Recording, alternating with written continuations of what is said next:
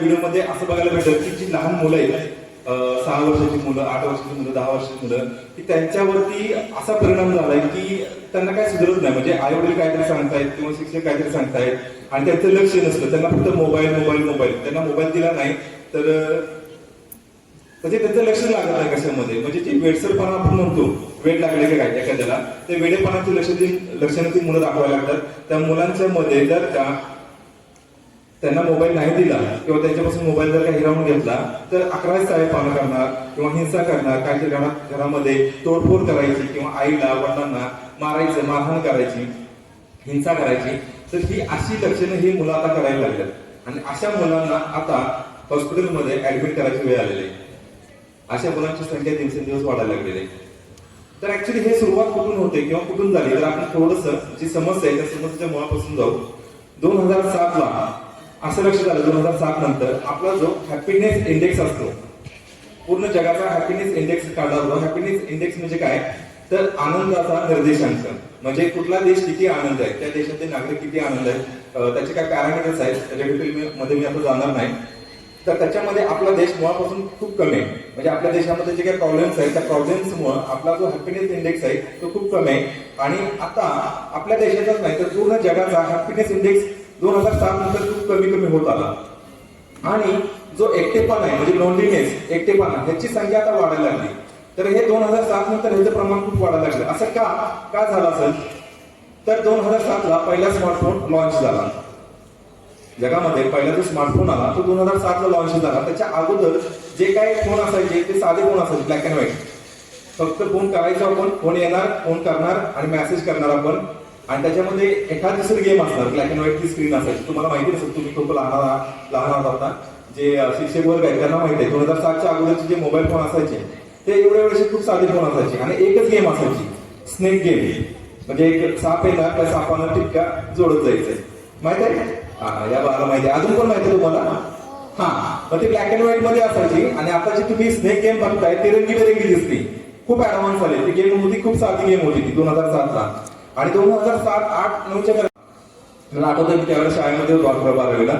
आणि आमच्या कॉलनीमध्ये खूप कमी लोकांच्याकडे मोबाईल होते, साधे phone, black and white mobile. Me smartphone नाही म्हणत, कारण स्मार्टफोन 2007 ला जरी आला असला तरी 2010-12 नंतर हळूहळू सगळ्या लोकांच्याकडे यायला सुरुवात झाली. कारण त्याचं प्रोडक्शन, त्याची क्वालिटी हळूहळू इम्प्रुव्हमेंट झाली. तर 2007 नंतर हे लक्षात आलं की आपला जो हॅपीनेस इंडेक्स आहे तो कमी व्हायला लागलाय. कारण बरेच लोक आता मोबाईलवरती डिपेंड राहायला लागले आणि एकटे राहायला लागले. याच दरम्यान एकदा स्टीव्ह जॉब्स, आयफोन माहिती आहे का तुम्हाला?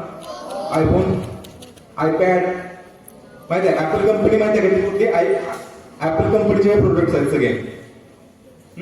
मग स्टीव्ह जॉब्सला एकदा पत्रकारांनी विचारलं की तुम्ही तुमच्या मुलांना तुमचं जे प्रोडक्ट आहे, आयपॅड बनवला पहिल्यांदा किंवा आयफोन बनवलं किंवा त्याचं एखादं व्हर्जन बनवलं, तर तुम्ही तुमच्या मुलांना देता का?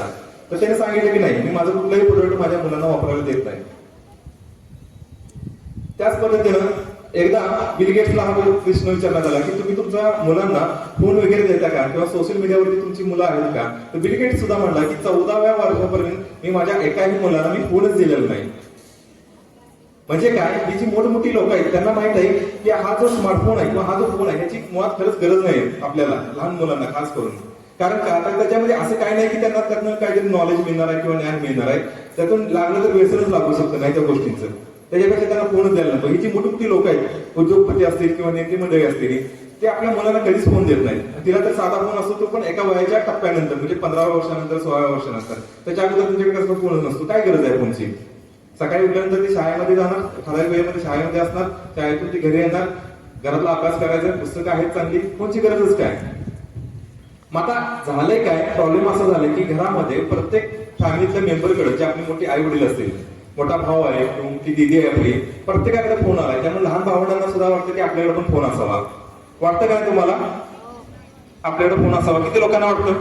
किंवा किती लोकांच्याकडे, मुलांच्याकडे फोन आहे, स्वतःचा फोन आहे, स्मार्टफोन आहे स्वतःचा? अच्छा, इकडे तुम्ही नवीन आलेला असाल ना मला वाटतंय. ओके, बरं. आता बाकी जे राहिलेले त्यांच्याकडे स्मार्टफोन नाही त्यांचा, पण ते वापरतात घरात हळूच, आईचा घेऊन किंवा पप्पांचा घेऊन. आणि तो स्मार्टफोन जवळजवळ तास तासभर वापरतायत. त्याच्यावरती रील्स बघा, इंस्टाग्रामवरती काय काय आहे ते बघा. असं कोण कोण आहे, किती जण आहेत? दुसऱ्या हात वरती, ती काय हात वरती करणार होती पण तिने बघितलं दुसरं कोण करत आहे, मग आपण कशाला हात वरती करा. मोबाईल वापरता येत नाही असं कोण आहे का आपल्यामध्ये? सगळ्यांना मोबाईल वापरता येतो का? बस ठीक आहे, मी त्याला प्रश्न उलटा करतो. मोबाईल वापरता येत नाही कुणाला असं कोण आहे? मोबाईल अजिबात वापरता येत नाही, त्याचा पासवर्ड कसा काढायचा माहित नाही. हा, आता कसं 3-4 जण आहेत ज्यांना मोबाईल वापरता येत नाही, बाकी सगळ्यांना मोबाईल वापरता येतो. आणि खोटं बोलू नका, माझी 3.5 वर्षाची मुलगी आहे, तिला माझ्या मोबाईलचा पासवर्ड काढता येतो. 3.5 वर्षाची. सगळ्यांना मोबाईल वापरता येतोय. हा, मग या मोबाईलचे जे तोटे, ते तोटे काय आहेत? माझं युट्यूबचं चॅनल आहे स्वतःचं, संवाद मनोविकास केंद्र म्हणून. त्या युट्यूबच्या चॅनलच्या माध्यमातून मी मध्यंतरी 2 व्हिडिओ बनवले, मोबाईलचे तोटे काय आहेत, मोबाईलचे दुष्परिणाम काय आहेत ते. तर तो एपिसोड बघितल्यानंतर, ते व्हिडिओ बघितल्यानंतर बऱ्याच जणांनी मला प्रश्न केले, सर तुम्ही जे बोलताय तर ते सुद्धा आम्ही मोबाईलवरतीच बघायचं ना, तुम्ही युट्यूब चॅनल आहे तुमचं, आणि तुमचे युट्यूब चॅनल युट्यूब मधूनच आम्ही मोबाईल बघायचा, मग आम्ही तुमचा व्हिडिओ बघायचा का नाही बघायचा? म्हणजे तुम्ही काय सांगताय? मोबाईलचे दुष्परिणाम सांगताय, आणि ते कशावरती सांगताय? त्याच प्लॅटफॉर्मवरती सांगताय ज्या प्लॅटफॉर्म बद्दल तुम्ही बोलताय. ऍक्च्युली मोबाईल किंवा सोशल मीडिया हे एक दुधारी शस्त्र आहे. दुधारी शस्त्र म्हणजे काय? त्याच्या दोन्ही पात्यांना धार आहे.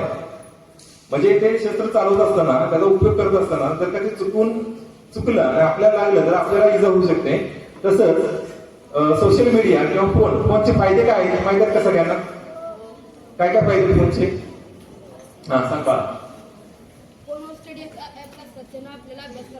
अभ्यास करायला येतो. काय अभ्यास करायला करत असतो?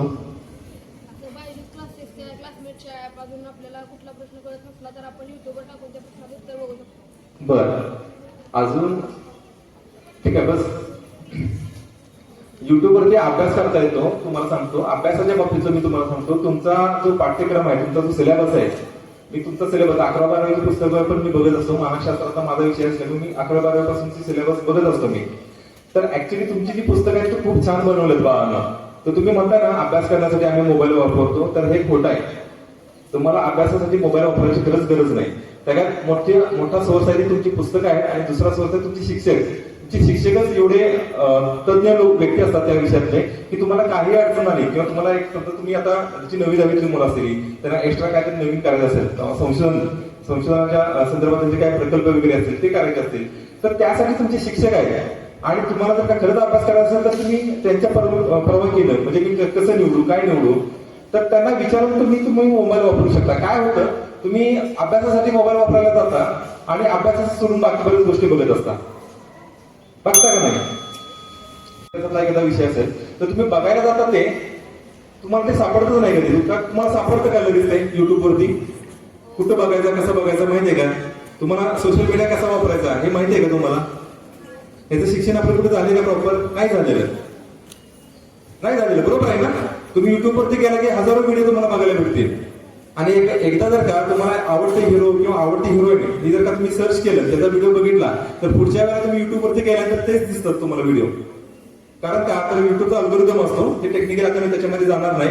तुम्ही जे सर्च करता युट्यूबला किंवा फेसबुकला तेच तुम्हाला प्रत्येक वेळेला नंतर रिपीट होत राहतं. कारण युट्यूबला माहिती असतं की माझ्या या व्ह्यूवरला, माझा जो ऑडियन्स आहे त्या ऑडियन्सला ही गोष्ट आवडते, तोच विषय तो परत देत असतो युट्यूब. त्यामुळे तुम्ही जे अभ्यासासाठी म्हणताय ते अभ्यासासाठी नाहीच आहे मोबाईलचा खरा उपयोग काय? फोन घेणे किंवा फोन करणे, मेसेज करणे, किंवा आता व्हॉट्सअप आले. व्हॉट्सअपचा एक चांगला उपयोग आहे की अल्पावधीमध्ये समजा आम्ही जे शिक्षक म्हणून काम करतो किंवा कंपन्यांमध्ये जे लोक असतात, कर्मचारी असतात, आम्हाला महत्वाचा मेसेज किंवा एखादी पीपीटी, एखादी वर्ड फाईल असते किंवा महत्वाचं काही डॉक्युमेंट असतं ते पटकन पाठवायचं असतं.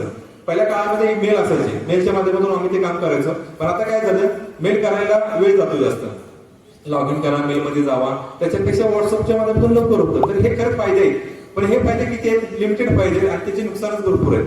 आणि आपलं त्याच्याकडे दुर्लक्ष होतं. म्हणजे मी म्हटलं की सोशल मीडिया किंवा मोबाईल हे एक दुधारी शस्त्र आहे. तर आपण ते कसं वापरायचं? जर का चुकून आपला गैरवापर झाला तर त्याचं नुकसान आपल्याला होणार आहे. पाठीमागे लक्ष आहे का जरा माझ्याकडे? लक्ष द्या भावानं. डिसऑर्डर आहे म्हणजे मनोविकृती. त्यात अजून एक मनोविकृती ऍड झालेला आहे, त्याला नोमोफोबिया असं म्हटलं जातं. सगळ्यांच्या माहितीसाठी सांगतो, नोमोफोबिया म्हणजे काय? No mobile phobia. म्हणजे मोबाईल फोन नसण्याची भीती वाटली.